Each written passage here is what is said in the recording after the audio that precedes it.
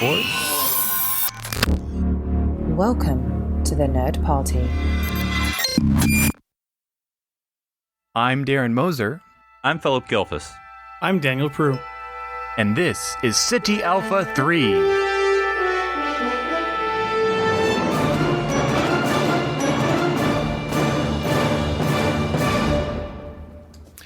Hello and welcome to City Alpha 3, a Star Trek podcast here on the Nerd Party Network. I am Darren Moser and am joined, as always, by my fellow Strandees, Philip and Daniel.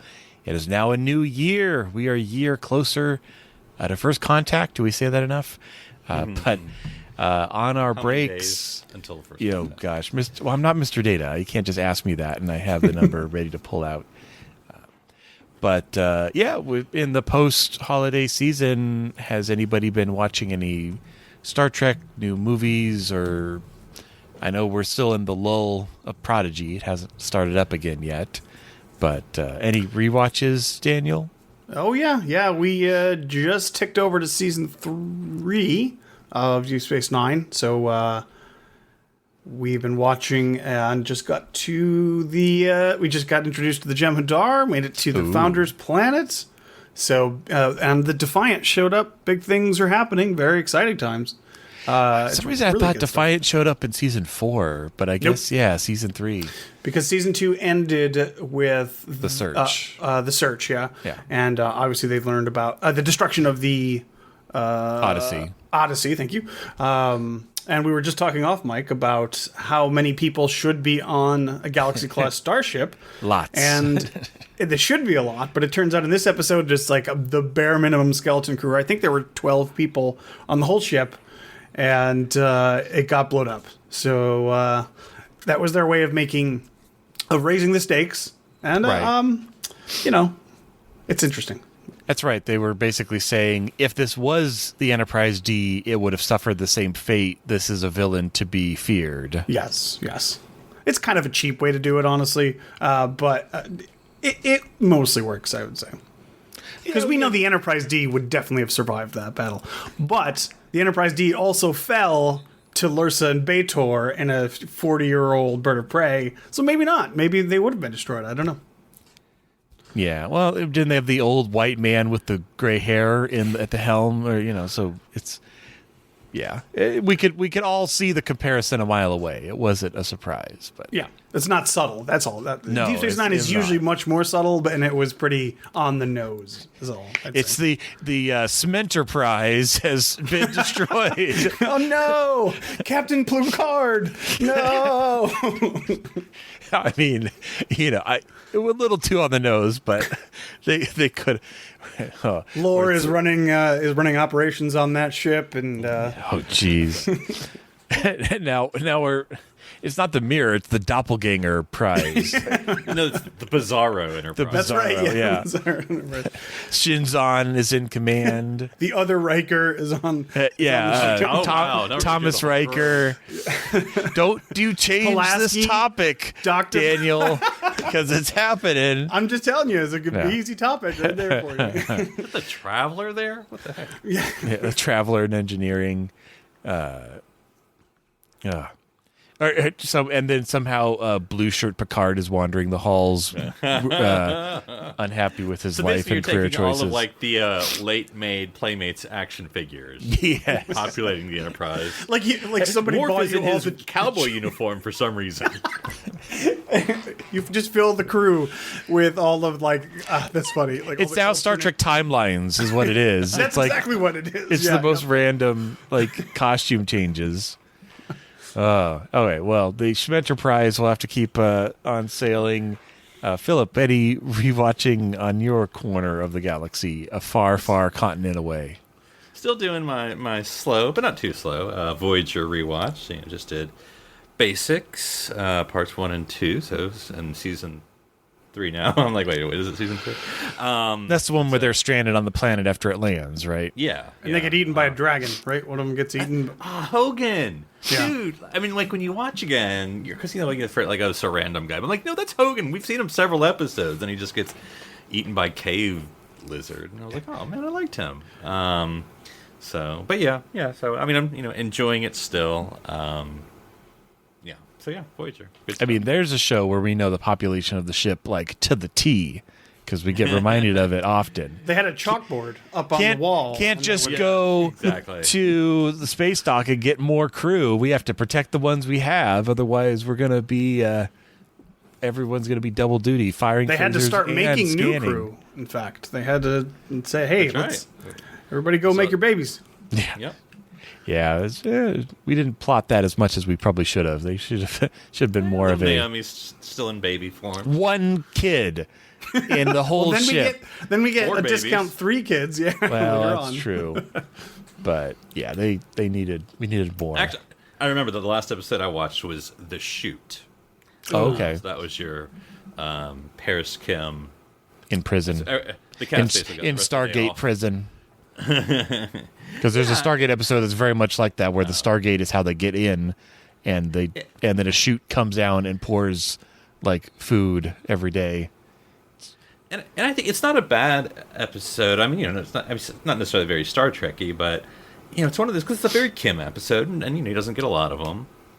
And he does. Garrett, I think did a good job, but it's one of those episodes like when you have characters that don't get a lot of episodes, and then they Right. get one, and it's not bad, but you're still like, I don't know if I learned anything more than Harry, other than you got a little different scene. He's a little more gritty. It's not just happy sunshine young ensign. He's having to he almost kills Tom basically.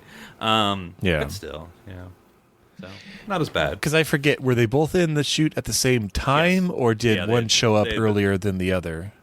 No, they were both at the same time. They both got falsely imprisoned for a crime they did not commit.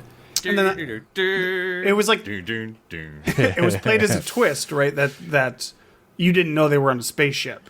Right. Yeah, And it which- turns out it was a ship. Yeah. Well, it was a like a outpost, space station, whatever ship. Yeah, but to me, I think that was sort of because I've seen the episode, I guess. I don't know. I feel like if that's the twist, not for the audience, but for the characters, I feel like you need to sort of have built it up a little more like this. That this feels underground, or that they're mining, or there's something. Because then it's like, well, it's in space. Why not? Of course, it's space prison. Yeah. Right. It would make less sense for it to be on a planet. In the Stargate episode of a similar vein, they partner with a prisoner there and help her escape, but then they find out like she's basically like genocide, eugenics, crazy woman, and like they've unleashed her on the galaxy. So they're like, our bad. We shouldn't have done that, but Was it Prisoner Zero? oh no, it wasn't Prisoner Zero. That's true. Is there any other sci-fi we can throw in here? Come on, let's go. Let's I'm keep sure. going. Doctor Who reference. I'm sure there's lots of Doctor Who. It's like, and then it's the last Dalek, and it's been released, and now it's I just watched a new Doctor Who on New Year's Day. Had our New Year's special. Only a few. I say a few more, like three episodes left with old 13. Are they doing a crossover thing? I saw a promotional image. thought where I saw perhaps that. it was fan art, but it was with 10, 11, and I guess she's 14, right? 13 or 13. She's 14. She's 13. Yeah. Oh, 13. No, Is there any? Okay. anytime soon. Okay. I was just curious.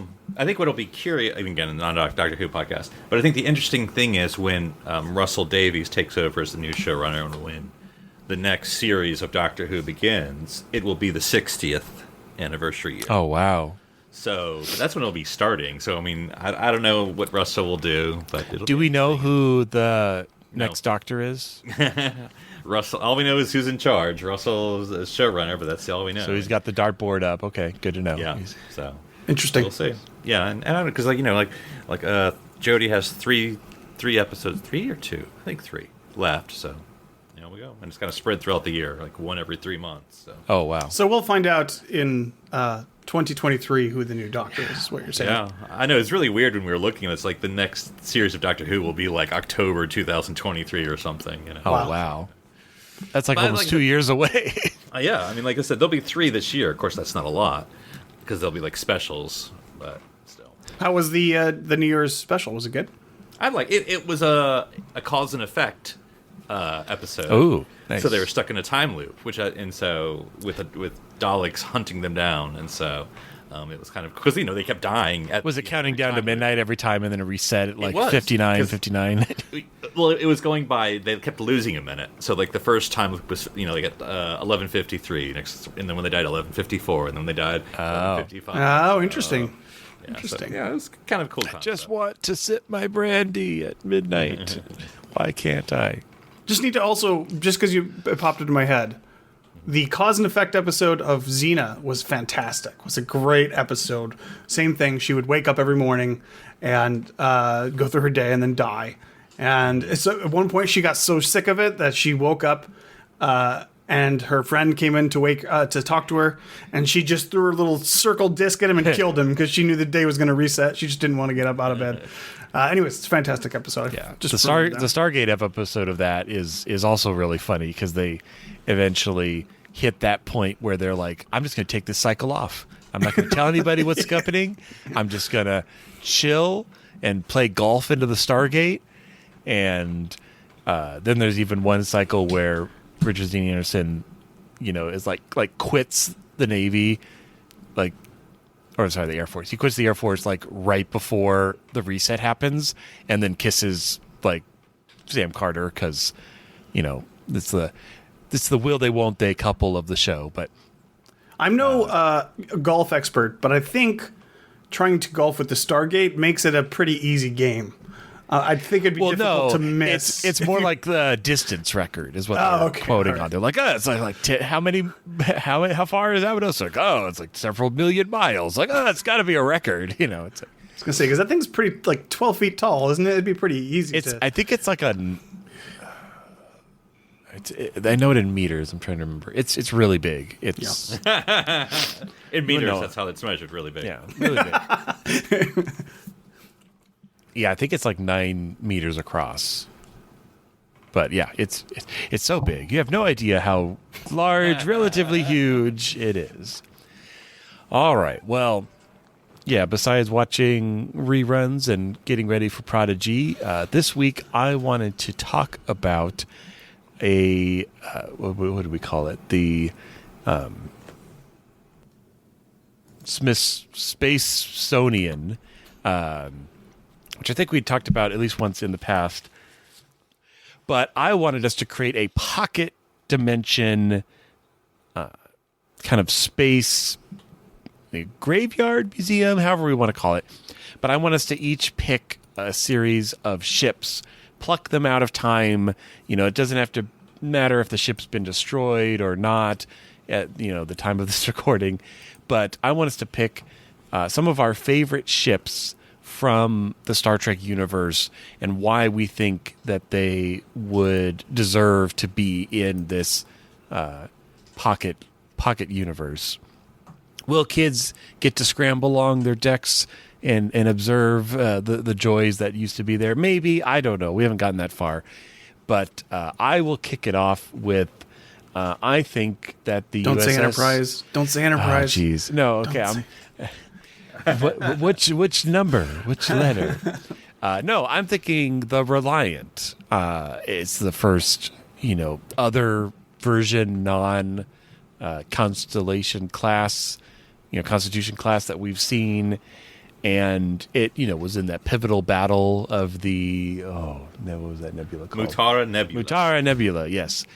And I'm just like writing the little placard now. Yeah, like seized by Khan Noonien Singh in his last-ditch effort to destroy the Enterprise, destroyed Stardate. It's like half a nacelle floating. And it's like, well, you got to picture the rest. Yeah, detached nacelles are all the rage, I hear, in the future. So it doesn't matter. But no, I think for a kit bash, the Reliant's really an interesting design just because I think I also saw a video once because, Trekkies, we got lots of time on our hands to make videos about Star Trek. And they realized that as far as the volume inside the Reliant is actually quite greater than the Enterprise. Like it has a lot more space inside because it has that kind of multi-layer deck on the back of the saucer where even with 2 shuttle bays, like it still has a big volume to power everything. So I don't know. It made me kind of almost think, I mean, we know the classic two nacelle, primary hull, secondary hull, saucer kind of design. But I don't know. Maybe we should have seen more Reliant-esque designs for, it's more compact. Could probably turn and corner better in space. Maybe. I don't know. It was Star Trek II: The Wrath of Khan, not Star Trek II: Tokyo Drift. That's true. Well, he wasn't thinking with his Z axis. He could have been sliding into the Z. But no, do you guys like this ship design? Or is it, does it go in the mothball fleet? Well, I mean, we just didn't get to see much. All we saw was a bridge and a transporter room, as I recall. For interiors, yeah. Yeah. So, yeah, I mean, I'm trying to think, though. We don't necessarily see it much in the 24th century. I mean, no reason not to. I think we get it once or twice in, like, the big fleet shots, like the really big ones. But, yeah. Like during the Deep Space Nine fights. Right. But it's kind of like Constitution and Miranda, like, didn't make it into that year. Good old... Oberth? I mean, that's Oberth and Excelsior. Those were the workhorses. These two, maybe Excelsior, I can kind of get. I mean, I don't think anything should survive. I mean, that's ridiculous too. But I'll, if we're gonna go for it, but not Oberth. I mean, good lord, I would have rather they converted the Miranda classes into science vessels. It would have made more sense. That would make more sense. Am I having a fever dream? Have we seen a redesign? Was there? I don't have it in front of me. Well, the Saratoga, Cisco's. Oh, that's right. I forgot about the Saratoga. So that was in service at the Battle of Wolf 359. Yeah. Yep.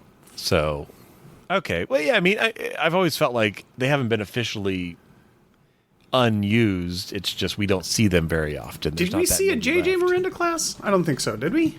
Lord, I don't know. Did we? I feel like we. I don't remember any JJ other than those JJ ships are so just like. I don't remember any other ones, to tell you the truth.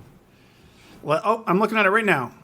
Is this from Beyond, or was it in 09? Well, I mean, I guess you could call it a Miranda class. It looks just because the cells are tucked under. The nacelles are underneath, but it's mostly. But it doesn't have the deck rider on top. Yeah, so I don't know. I don't think we have seen like a serious, crazy redesign. I don't think we have. I mean, technically, if you want to talk about it, the Nebula class is a redesign with an Enterprise D type saucer. Like, it's basically the same thing that they did, where they take the Farragut. Yeah, except for they kind of jam the secondary hull up into it. But it's so ugly. I hate it. Oh, I mean, it wouldn't be mine because it is so flat with just the saucer, right? Where even with the nacelle, because with the 24th century nacelles, it's still flat, whereas with the 23rd century, the Reliant, has a little more character. I think. Yeah, it has more balance, but yeah, when you shove giant nacelles under, I don't know. I've always liked the Nebula class, but it's with its big old space wing up top. Somebody, I'm just looking at images now, and somebody, I don't know how you would, what word you would use, what verb you would use to say, but they demoted it or deranked it to like a TOS version of the Miranda class. Oh yeah, I've seen that, and that's kind of fun. Yeah, I think that was one thing with the round nacelles and the antenna dish. Yeah, I think there was like an antenna dish that pointed forward and backward on the, because that's the other thing that I think people also kind of forget that wasn't initially a deflector dish. It was a communications disc, and only later did it become like all ships need a deflector dish. My question is this a in-universe pocket Smithsonian that we're doing, or is this a meta thing that we're doing as start? Because if it was in-universe, I would not think that the Reliant would be something that you would want to memorialize like that. Okay. Just because, obviously, the bad guys got it and did a bunch of damage. So, you would probably have some sort of a memorial for the crew, but I don't know that you'd want to keep the ship around and Well, theoretically, the crew lived. I mean, they were all stranded on City Alpha. Our neighbor. Well, not all the crew. We know that. Well, Almost most all of the the crew. crew. Just the captain, first officer. Just again, for something. Was Chekhov the first officer? I can't remember. Okay. That's good. But that's true. Well, they're all interchangeable. We could make it the Saratoga if we really wanted to. I don't know if that's any more special than the Reliant. I mean, to Cisco it is, but... I mean, it has Jennifer's dead body in there, but if you don't care about it, then, geez. Wow. Well, that got blown up anyways. Okay, so. well, yeah. All right, but yeah, so that's my first one. I'm more putting it in just for the design as well. But yes, it's a moment in history. Maybe not a shining example of Starfleet does best, but definitely worth a look. Philip, what is a ship that you would place in our pocket Spacesonian? Sure. We can, it's never been seen on screen. If you say the J, I swear. Well, inside the J is actually the Smithsonian. No. We can go two ways because the model's the same, but we've never actually seen the ship I'm about to name other than in Ships of the Line. And I can't remember whether I have the Eagle Moss model or not. If not, I want to get it. But that's the Enterprise ring ship. And if that's not allowed, in the alternative, just a Vulcan ring ship. But I like the old Enterprise, or I don't even know the old. I say, well, it was in. I guess we did technically see it. It was in the motion picture Rec Room. But yeah, just seeing the early Starfleet ring ship would be pretty cool. Just the concept. I don't know what the inside would look like, but the outside looks pretty cool. Well, Do yeah, we know especially what- since the ring is just part of the engine, I think. Do So we it's not know in it. what era that is from?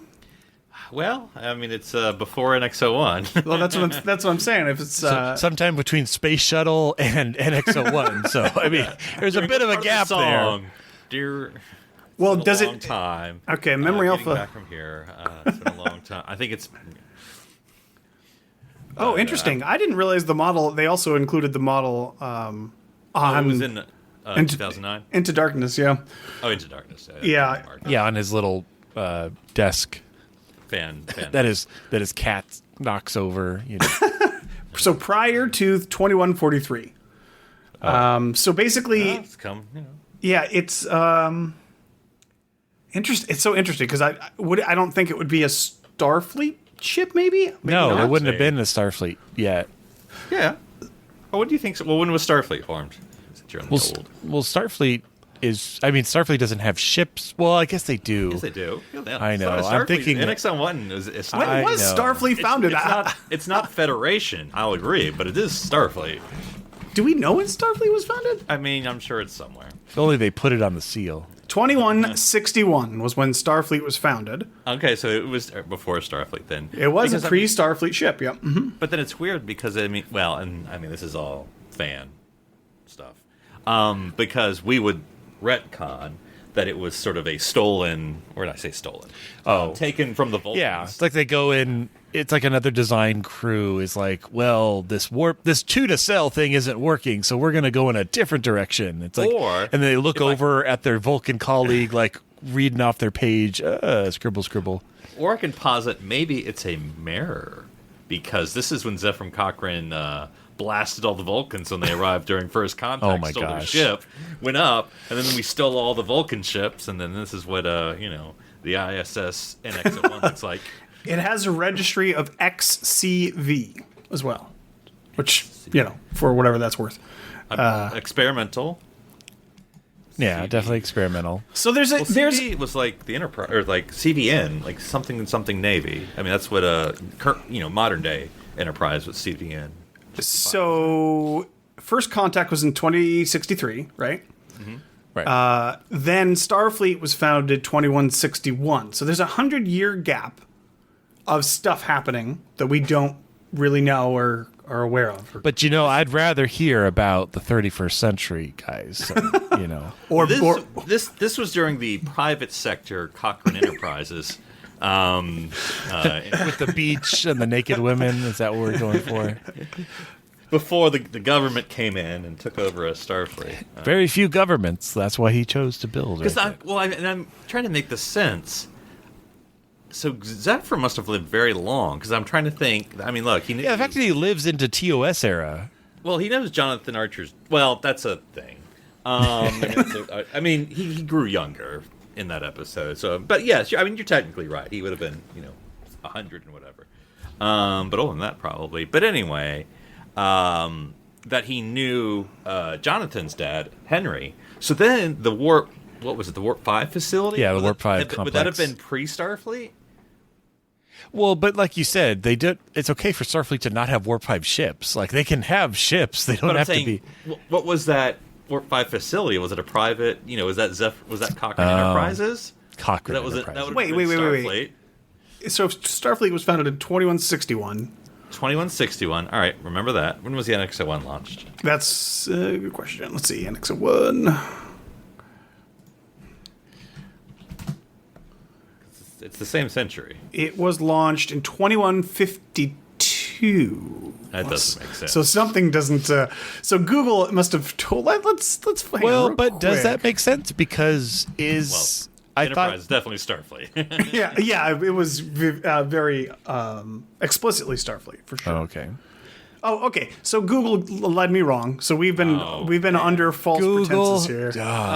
Google Memory Alpha or nothing. Memory Alpha says it was founded in the 2130s. 2130s. Yeah. So about so about 20-ish years before Enterprise. Right. That makes That sense. was launched in 2152. With all their Warp 4 ships. And then when was the ring ship supposed to have existed? That was in 2143. So it was after Starfleet. So it is a Starfleet ship, technically. Aha! And they're like, well, but we could fit like 10 people on this ship, and it's really inefficient. Yeah. And Yeah, because there's no sense of scale. It looks like mostly engine. I mean, Yeah. It does perfectly look like, NASA, and It's the big very- wing on it. yeah. There's like 5 people in there, like you say. Although It's maybe it wasn't We don't, know for sure. Just because Starfleet was founded at that point doesn't mean it was the only way to get it's into the space. National Aeronautics and Starfleet Association. Are you saying that there was a VHS Betamax race? Oh my gosh. I think there was. VHS, and Tuna there was a cells. Betamax. No, ring. No, tuna cells. Starfleet no, got the approval by Zephyr Cochrane, which is what pushed it over the edge to become the leading organization for space travel for Earth. But hey, yeah, that's kind of an interesting idea for a show. Why not show like what happened in that the time? warp race. Yeah, the warp race. Space race. That's true. That's true. Well, Do you because go with the the establishment figure of Zephyr and Cochrane first to go? But first to go doesn't mean best, and so maybe no, there it just are these means other the first figures. to make it work. And Maybe. we have the ring ships. We have Vulcans who obviously have been traveling in space for a long time, and their design doesn't look anything like our design. Maybe Lily created an gosh. alternate Oh, Lily, no! organization. Don't do it, Lily. Unhappy with the events surrounding It's a First whole, Contact. Being It's a written out whole, of history, she got really upset. Thomas Edison. Tesla. Nikola Yep. Tesla. Tesla. Yeah, exactly. Tesla works for Edison, and then so yeah. So Lily is the Tesla of warp Yes. theory. Wow, Yes. that is not a sentence I thought I was going to be saying today. But And I could see she was like, "Why don't we work with the Vulcans? We can take some of their ideas." And Cochrane's like, "No, I was actually thinking tuna cells all the time. That's the only way to ever build a starship." He's like, I think sometimes that's the way." 3 if I'm feeling frivolous, but only 2 on a normal basis. That's funny. Well, this is I'll show you guys real fast. This is the one I was thinking of with the Enterprise being the shuttle Enterprise being towed. Okay, when you And- said shuttle, I didn't mean. Yeah, I thought you were Shuttle. talking. So it's being towed to, and I think it says the Starfleet Museum of Deep Space Exploration. Yes. I would like to point one thing out as well here, Darren. We have an almost identical perspective from the other image, but you can very clearly see these ships are very, very differently sized. It is better on the scale. Like you feel like if the 1701 was over on the side of the D, it would be the correct scale. Yeah. I mean, obviously the Enterprise is closer to the shuttle Enterprise is closer to the camera, obviously. Right. as it's as big as an Excelsior in this shot. Well, two problems with this picture. There's no A. And it's messing up my order. B, they're using the refit. Well, the refit. Enterprise. Oh, you're right. They are. Wait. How? Hang on. What are you basing that off of? Because it doesn't have round that's the nacelles, motion picture and there's no Enterprise, A. not the TOS. Right. Well, the refit wasn't an A. Well, didn't That's become what I'm the. saying. But there's no A. Because the B is right behind the shuttle, and there's no A. Yeah, you can tell there's a Excelsior behind the space shuttle. No. I'm confused. That is the motion picture Enterprise, Correct. which is did also not have known an A, as which is also known as the refit. which did not have the A yet. Correct. Right. But where is the A? It doesn't go in order. That's my thing. It goes I DC, see what you're saying. B, I original, gotcha. refit. I gotcha. Okay, all right, that's fair. Yeah. Well, then you would have to Could have they not get the A? And they're like, we'll just do the refit. No one will notice. because there's no difference. Yeah. Well, it's obviously because we can't not have a ship that is of the Kirk, original series ship. We have to have. The Kirk theorem. Well, yeah. It's like imagine you're making this poster and it's got A, B, C, and D. You're going to be like, what about a little Kirk's? bit? You rotate it about 10 But then you're degrees. going to see the E, and nobody wants that. It's going to be way No, over you push there. it the other way. The D's over there, and then C, D, A. But anyway, okay, Daniel, you're up. Oh man. I'm You've had 30 hour. minutes to come up with an idea. I'm gonna go with Spock's shuttle. Just I hate because you. of I hate you so much. the tremendous importance that it had. The it Goddard like- class Spock shuttle, because that's what it looks like. It Is looks it like very going to much. Buckingham Palace? If the flag is up, Spock is in the shuttle. If the flag is down, Spock is not in the shuttle. Well, what I was thinking honestly was the Phoenix, but it feels way too. Can you touch it? It feels too mainstream. You guys picked some pretty out there ideas. I didn't realize that's what we were doing. So I feel like that's too easy. But of course, I mean, come on, it's the first, Well, right? Are you doing original Phoenix or extra spicy Phoenix with the shells are all off and it's the... You have about Rockets Phoenix versus deployed Phoenix? Is that I what like you mean? deployed. I like deployed Phoenix the best Deployed for sure, Phoenix. and that's more important because that's when it actually did the thing that makes the difference. But you could do either, I guess. Rocket Phoenix is just boring. It's just a rocket. So Can we tell the story? What guy in your head? What Zephram Cochrane with Riker and LaForge do the warp test, and they see the Vulcans, see them, mission accomplished.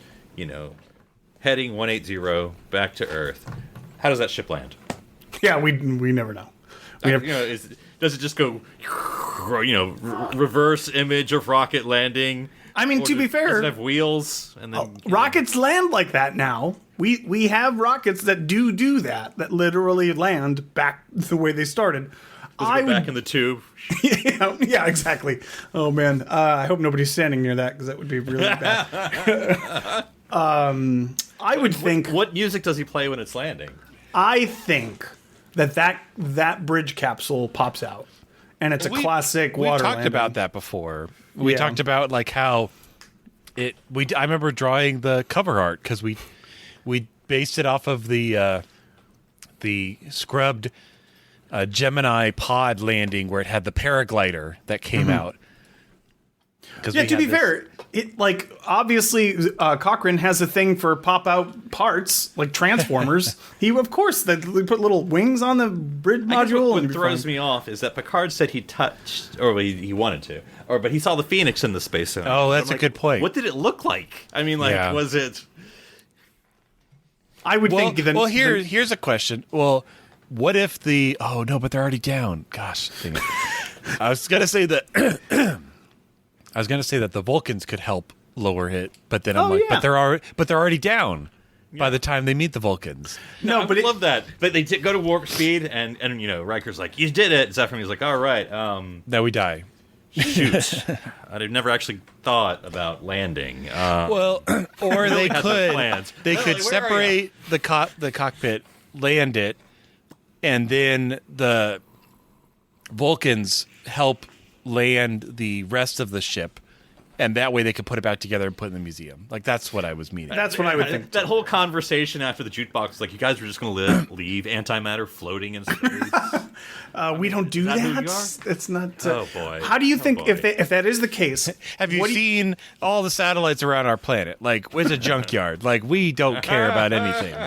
What do you think the method the Vulcans would have used would have been? Do you think it would have been tractor beam down to the surface, or do you think they would have just beamed it? It's pretty big. Like, Yeah. Transporters mean- were definitely invented. I don't know if Vulcans had them at the time, but they. I think it's unclear. I don't know if they did. Because That's a good question. We know the They didn't beam down to the who planet. They invented landed. transporter technology. Now, whether he just invented that for, the human technology line, and I don't know. It's a good question whether other species had transporter technology before we did. That is a good question. I don't know.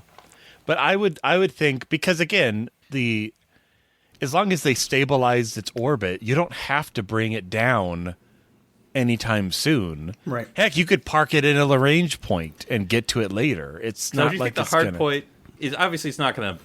I mean, you know better than me, Darren. It's not going to come down anytime soon, but it will eventually come down. And that thing has antimatter. You don't want that crashing down from a decaying. Well, yeah, if you park it in a Lagrange point, it's not going anywhere. Unless it gets hit by something. And what are the chances of? Oh wait, all that space junk we just talked about. Don't look up. Well, yeah. Well, Lagrange points are. We'll stick it at Lagrange 4 or something. Just put it on the moon. Just park it on the moon. You can see the Phoenix on a good day. Right there on the moon. All right, Darren, what do you got? I mean, yeah, gotta- there's no reason you can't put it on the moon, but no, I was. Is it like the landfill of Put it in Lake Armstrong. Put anything on the moon. Lake Storm isn't actually a lake, right? It's not actually suited for that, but no, I was trying to think of obscure type ships or ones, and I want to. Maybe Eagle Moss has helped me make this decision. Maybe it hasn't. Just but I want to put the time ship from what did we call it? Relativity? Isn't it? Yeah, No. Relativity. No, I'm thinking Anorax's time ship. The Year of Hell? the Year of Hell time ship. The big. Did it have a name? I don't know that it had a name. It might have. I'm just trying to think. It You looked. I'll look it up. It looked like a big. Had the big crystal lens in the front of it. Kind of looked semi Babylon 5-ish in its shape and direction, but. It's got to be. It's the backbone of the museum. It's like really far away, and like all of our stuff looks really good in front of it because it's so massive. But his Anorax's time Krenim. ship of doom. I mean, that's not the name of the ship. That's the name of the. That's like Species. naming it the Yeah. Human. It's USS Human deploying over here. But no, I like that design. It was. It gets crashed into by the Voyager and blowed up, but it was just an interesting alien design that didn't look like anything else we'd seen before, whatever it was named. But I think. Now you're making me think the Relativity. I should have gone that route with Federation ships, but that was all swoopy and curvy and. It's just called, at least on Memory Alpha, the Krenim weapon ship. That's all it's called. Weapon Ship 1. Real original Anorax. You could have given it name of his dead wife or something, I had forgotten what the Relativity looked like. Yeah, it's a Wells class. It's but it's really curvy and drippy. Like It looks like really small to me. It looks like a shuttlecraft almost. yeah, But I'm sure it's not. Relativity. Yeah, well, based on the windows, because that's usually all we have to go off of, it looks like Like maybe Defiant sized. I'd say smaller than a Defiant, but not by much. So You know- Here you go, Dan. So, again, this is going to be non-canon, but according to Star Trek Attack Wing, which I think is a board game, Star Trek Attack. the ship is named the Kiana Prime. Kyana. Okay, at least that sounds like a name. It checks out. That's a bunch of letters forming a word. Well, and in the Wells class, it doesn't have nacelles, but it has these like discs on the back. So it's kind of like a ring nacelle hybrid. Oh, God, it's ugly from the front. Dear Lord, never look at a picture of the Wells class from the front. It's ugly from every direction, I would argue. Yeah. It's like they made it out of clay and then kind of heated it and let it kind of drip back. I mean, I get what they were going for, but yeah, It's magic. except for that three-quarter view, it does not look good. Interesting fact about the Wells class, the Relativity specifically, but the Wells class in general. They had a transporter that could teleport you through time, Yep, the temporal transporter. Right. And obviously space, because you can bring it where you want. This was a ship 200 years before the events of Star Trek Discovery, seasons 3 and 4, and these people couldn't find dilithium anywhere. I'm just saying, man. I'm just saying that this technology existed. What if the ship blew up at the burn? I mean, the technology still exists. Burn. Just saying. Anyways. Well, I'm guessing that because it is run by the Department of Temporal Investigations, that they would frown on even the cataclysmic change of the galaxy. They would still. I mean, not want to fix who's in charge of them? I wonder. Could it possibly be Starfleet or the head of the Federation? Who knows? I think they're Splinter Cell at this point. Oh, they're like Section 31. They don't report to anyone.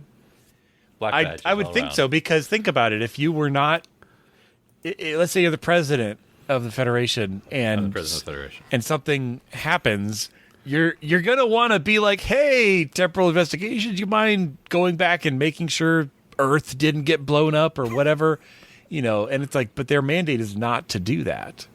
Well, I understand that. I understand that, but they also can go back and take dilithium from let's just say, a dilithium planet that might just be sitting in the middle of out of a nebula. Just take the dilithium for some reason. Yeah.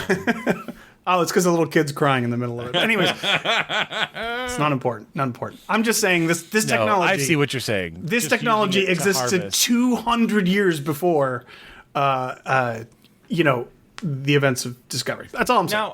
Now, I mean, sorry. I'm trying to remember. Cronenberg, that's his name, right? Did talk briefly about temporal agents, because he was talking to. Yeah, look, it looks like they've closed that plot line, Philip. There was the one line that they wrote about temporal agents and something.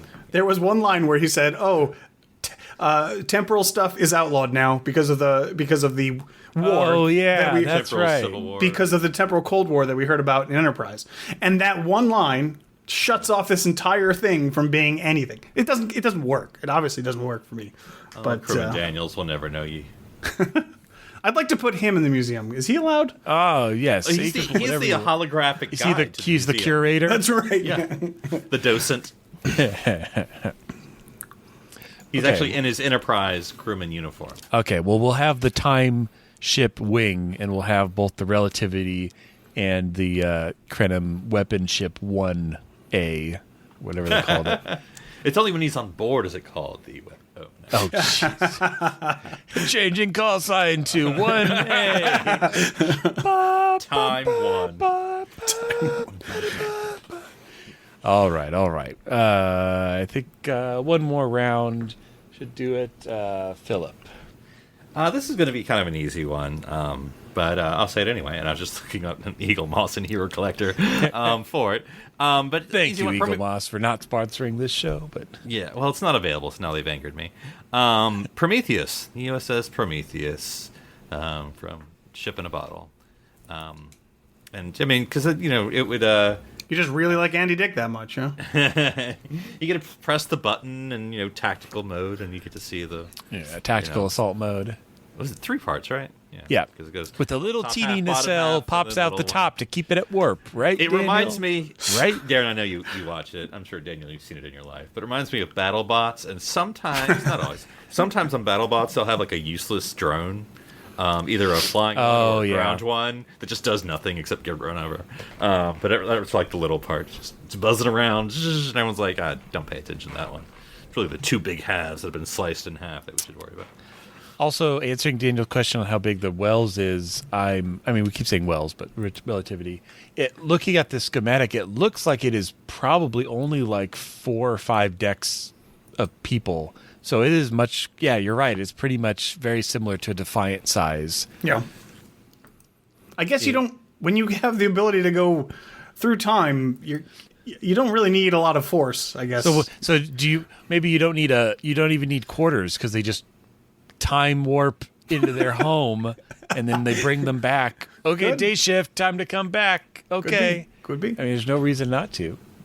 We know that when Cisco was living on Earth for a time, he would commute to San Francisco from. Oh, that's right. When he was in school. So if you have that ability and it's literally at the press of a button, of course it would change the way you would do business. Yeah. Well, hey, we saw the ability to transport into the next adjacent room changed. You know, why walk to the what do they call it? Ready room when you can just beam there. Oh, you know, Discovery. Yeah. Yes.